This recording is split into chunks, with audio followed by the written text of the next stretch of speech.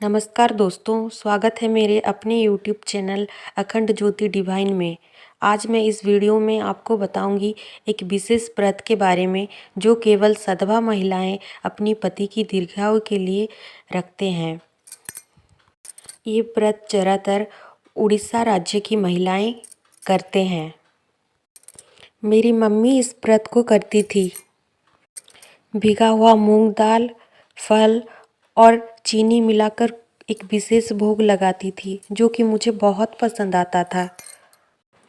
सिलबट्टे में हल्दी पाउडर से सावित्री और सत्यवान की मूर्ति बनाती थी और सावित्री को 16 श्रृंगार से सजाती थी। उस टाइम मुझे व्रत के बारे में कुछ पता नहीं था। ये पूजा देखने के लिए बहुत मज़ा आता था और मैं सोचती थी कि साल में कब ये पूजा आएगा। बचपन की बातें छोड़ती हूँ और आपकी कीमती समय को बर्बाद ना करते हुए मैं आपको आज बताऊंगी कि सावित्री व्रत कथा क्या है और ये व्रत कथा को मैं संपूर्ण सुनाऊंगी।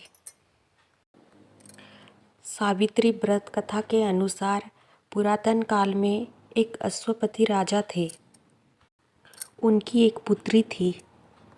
अश्वपति राजा जब देवी सावित्री को आराधना किए थे तब उनको वर के रूप में एक कन्या मिला था, तो उनके नाम से ही वो सावित्री रख दिए थे उनको। अश्वपति राजा जब देवी सावित्री को आराधना किए थे तब उनके पूजा में संतुष्ट होकर उनको प्रसाद के रूप में एक कन्या दिया था, इसलिए उनका नाम भी सावित्री रख दिया था। जब सावित्री यौवन अवस्था में आ गए तब उनके लिए वर ढूंढा जा रहा था। सावित्री अपनी पिता से आशीर्वाद लेके खुद वर ढूंढने गई थी। तब शाल्य देश का राजा द्युमत्सेन खुद के राज्य से विताड़ित होके पत्नी और बेटे सत्यवान के साथ तपोवन में रहते थे। उसी तपोवन में सावित्री और सत्यवान की मुलाकात हुई।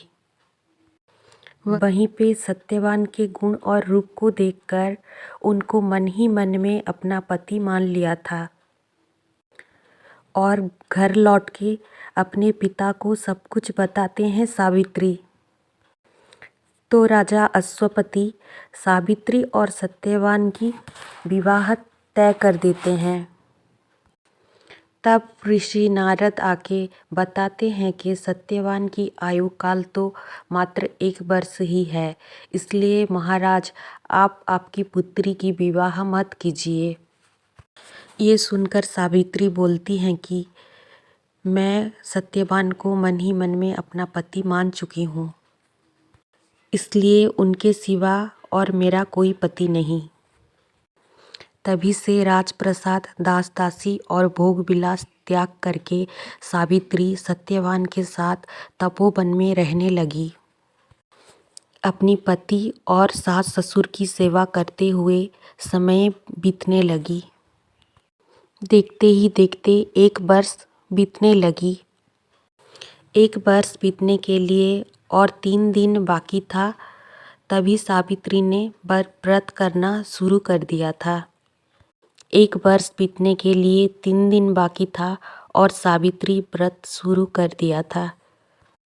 जिस दिन पूरा 1 वर्ष पूरा हो गया था उस दिन सत्यवान ने जंगल में फल और लकड़ी लेने के लिए गए थे। अचानक उनके सर में भयंकर दर्द होने लगी। दर्द के मारे उनका सर फटा जा रहा था। तभी सावित्री अपनी पति के पास पहुंची और उनके सर को अपनी गोदी में रख लिया और सावित्री को पता लग गया था कि सत्यवान की मृत्यु का समय आ गया है। देखते ही देखते सत्यवान अचेत हो गए। सत्यवान को लेने यमदूत आ गए थे, लेकिन सावित्री की तेज के कारण उनको ले जाने में असफल रहे। तो अभी यमराज खुद आए। यमराज सत्यवान की सूक्ष्म शरीर को ले जाते के समय सावित्री स्तुति करने लगी और उनके पीछे पीछे जाने लगी।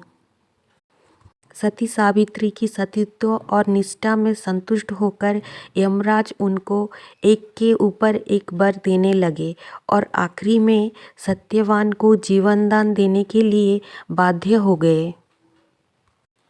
सावित्री एक ऐसी नारी थी जो जीते हुए भी अपनी पति के लिए यमराज से भी नहीं डरी थी। इसलिए उनकी पूजा करने से पति की दीर्घायु होती है। और जब ये व्रत आरंभ करते हैं तब एक संकल्प लिया जाता है, तब से शुरू कर सकते हैं।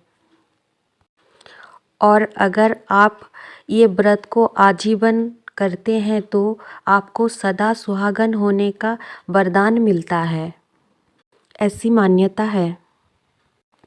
सावित्री व्रत की पूजा विधि के बारे में मैं अगली वीडियो में आपको बताऊंगी। कौन कौन इस व्रत को करना चाहते हैं प्लीज़ कमेंट बॉक्स में लिखिए। और चैनल में नए हो तो लाइक शेयर और सब्सक्राइब करना मत भूलें। जय श्री राम।